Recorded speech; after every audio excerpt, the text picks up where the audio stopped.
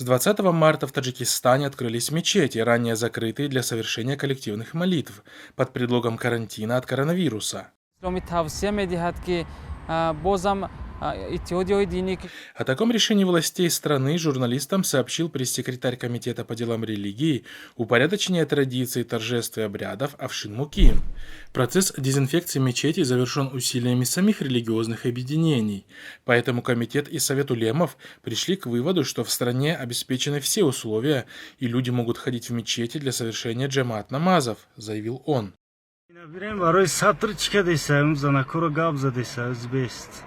Напомним, что таджикские власти, борющиеся на протяжении долгих лет с любым проявлением ислама в стране, в связи с нарастающей угрозой распространения опасного вируса в качестве превентивной меры, в начале месяца закрыли все мечети для осуществления коллективных молитв, включая пятничную молитву.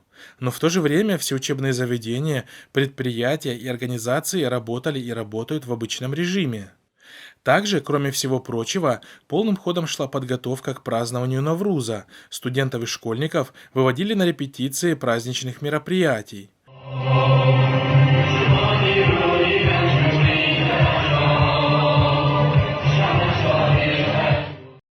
Праздник Навруз проводится по всему Таджикистану. Не было ни приказа, ни постановления о приостановлении проведения Навруза. Он должен отмечаться, потому что это наш национальный праздник, сказал Азия Плюс, первый замминистра культуры Абиджон Назарьон.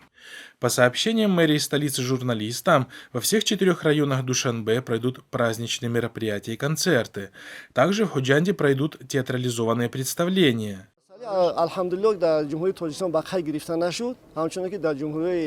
Наблюдатели отмечают, решение закрыть мечети под предлогом карантина от коронавируса, а также последующее решение их открытия уже под предлогом завершения работ по дезинфекции еще раз указывает на то, что режим лишь использует любой повод для ограничения либо запрета соблюдения ислама жителями страны.